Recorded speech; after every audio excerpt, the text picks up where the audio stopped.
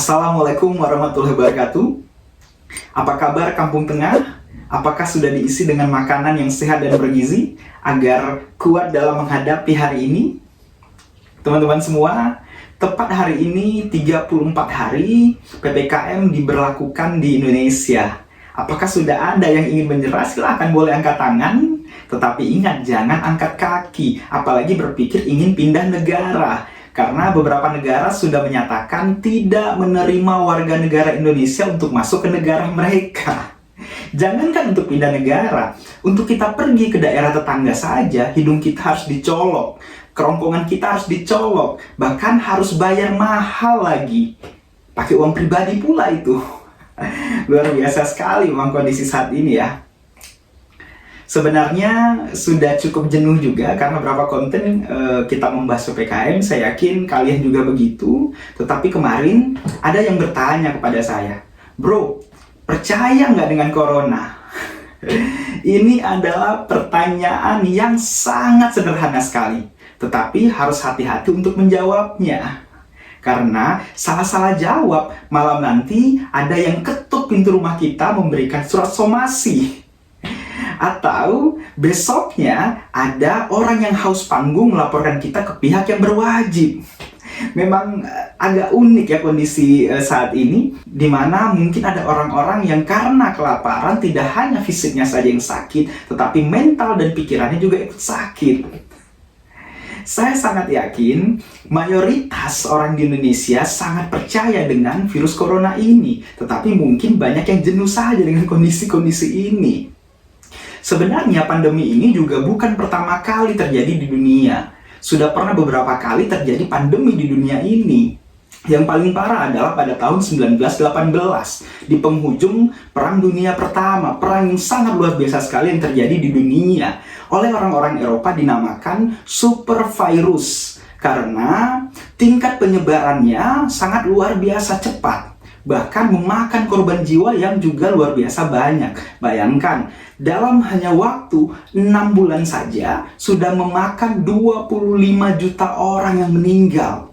Luar biasa. Selesai di 6 bulan tersebut? Tidak.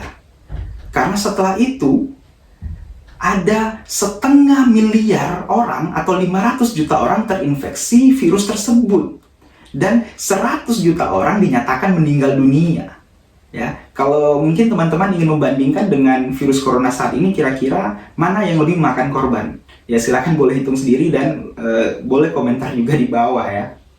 Uniknya, korban jiwa dari virus ini lebih banyak terjadi pada orang-orang yang berusia produktif, orang dewasa, tetapi tidak kepada para lansia dan anak-anak ya. Kalau teman-teman tahu, kalau orang Eropa menyebut ini super virus, sebenarnya namanya adalah virus influenza atau flu.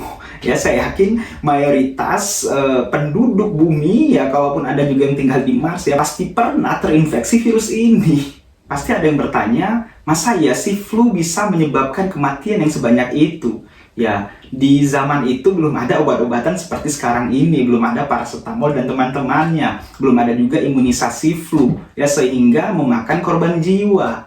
Pasti ada yang bertanya lagi bahwa virus flu ini kan bisa sembuh dengan sendirinya ya, pada saat imun kita kuat, dia akan sembuh tanpa juga harus minum obat.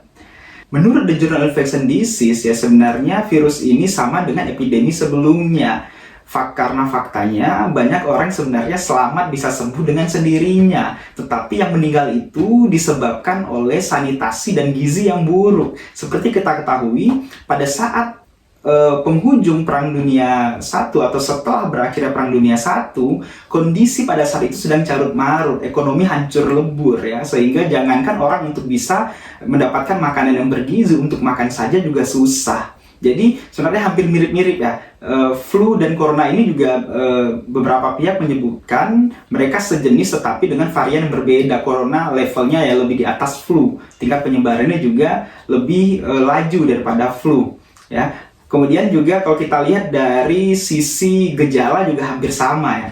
Dari sisi penyembuhan juga sebenarnya hampir sama. Pada saat imun kita, daya tahan tubuh kita kuat, maka virus ini bisa dengan sendirinya habis dan sendirinya mati di dalam tubuh kita.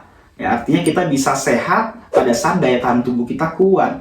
Caranya sehat adalah dengan berolahraga, disarankan untuk berjemur, kemudian makan atau mengkonsumsi makanan sehat dan bergizi. Nah, di sini yang menarik, karena untuk bisa mengkonsumsi makanan sehat dan bergizi, maka kita harus membelinya. Membelinya itu butuh uang. Oke, baik. Kita bisa kembali ke zaman, seperti zaman dulu, kita bisa barter ya.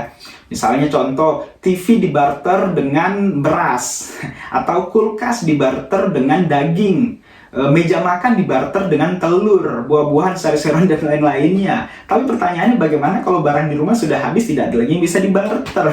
Ya, artinya tetap butuh uang untuk bisa bertahan hidup membeli makanan yang sehat dan bergizi agar imun menjadi kuat.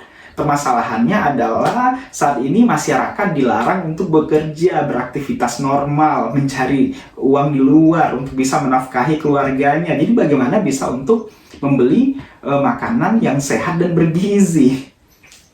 Mr. Presiden ya, dalam pernyataannya pada saat memperpanjang PPKM menyatakan bahwa rakyat dan pemerintah berada dalam kondisi yang sama, di mana dihadapkan pada pilihan antara menyelamatkan dari ancaman COVID-19 atau ancaman ekonomi, kehilangan mata pencarian, kehilangan pekerjaan. Ya, dengan pemerintah memperpanjang PPKM artinya pemerintah lebih dominan kepada menyelamatkan masyarakat dari ancaman COVID-19. Dan banyak sekali pihak yang mendukung ini, saya yakin ya, orang-orang yang meneriakan ayo protokol kesehatan, ayo taat prokes, ya, seperti itu. Banyak sekali. Dan saya juga yakin orang-orang yang teriak prokes adalah mereka yang telah selesai untuk urusan kampung tengahnya, untuk urusan perutnya, untuk urusan makanan dirinya dan keluarganya. Tetapi ada juga banyak orang ya yang mereka teriak lapar, kami butuh makan, anak kami ada 5. Saya harus menafkahi mereka. Kalau saya tidak bekerja, saya tidak berjualan, ya, saya buka warung dibatasi, disuruh tutup, maka bagaimana kondisi keluarga kami? Dalam hal ini, maka itu dibutuhkan peran pemerintah untuk menyelesaikan masalah orang-orang yang teriak lapar tadi. Dibutuhkan peran orang-orang yang selalu teriak prokes untuk juga membantu masyarakat menyelesaikan permasalahan yang teriak lapar. Yakinlah, pada saat orang-orang yang teriak lapar tadi sudah selesai, sudah tuntas masalah laparnya, maka mereka akan berpindah di sisi kalian yang teriak prokes, yang akan menjadi ujung tombak penerapan protokol kesehatan. Tetapi yang kita lihat hari ini dalam penerapan di saat pandemi ini, banyak kebijakan-kebijakan yang malah mengiris hati rakyat.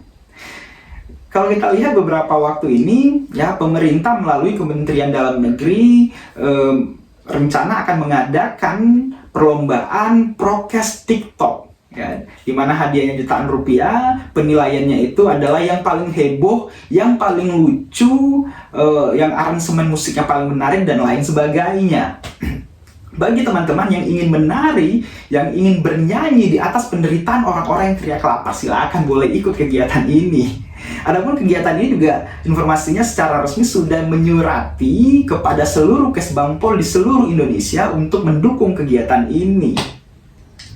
Jika kita lihat juga ya di media sosial, kemarin ada yang memposting surat dari Wali Kota Tanjung Pinang tertanggal 27 Juli 2021 kepada seluruh OPD yang ada di Kota Tanjung Pinang untuk mendukung kegiatan ini. Tentu ini cukup menggelikan untuk kita semua di saat ya masyarakat belum selesai dengan masalah PPKM, belum selesai teriris hatinya dengan pembelian mobil dinas mewah, kemudian sekarang kita disuruh untuk menyaksikan tarian dan nyanyian tentang protokol kesehatan melalui TikTok. Ini saya belum bisa menebak arahnya apa sebenarnya. Apakah memang ingin mengajak masyarakat yang kelaparan tadi untuk tetap bahagia dengan menari dan bernyanyi di TikTok?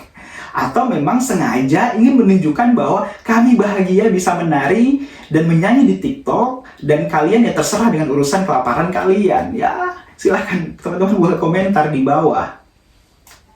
Kita tentu juga sangat senang dan bahagia sekali pemerintah menerapkan PPKM dengan tujuan untuk menekan angka COVID, untuk menyelamatkan masyarakat dari ancaman COVID-19. Tetapi sepertinya pemerintah lupa bahwa masyarakat juga bisa mati karena kelaparan, karena tidak bisa makan. Dan di mana peran pemerintah? Inilah yang harusnya kita tunggu bersama. Kenapa pemerintah tidak mengeluarkan kebijakan yang betul-betul menyentuh masyarakat? Contoh, kebijakan dengan menginstruksikan kepada para pejabat, para ASN untuk membeli makanan setiap hari kepada UMKM yang ada. Bila perlu bergilir itu dibuat. Sehingga perputaran ekonomi tetap bisa normal pada saat kondisi PPKM ini. Masyarakat terbantu. Atau kebijakan dengan menginstruksikan pejabat dan ASN untuk menyisihkan sedikit gajinya untuk nanti dibelikan sembako dan dibagikan kepada masyarakat.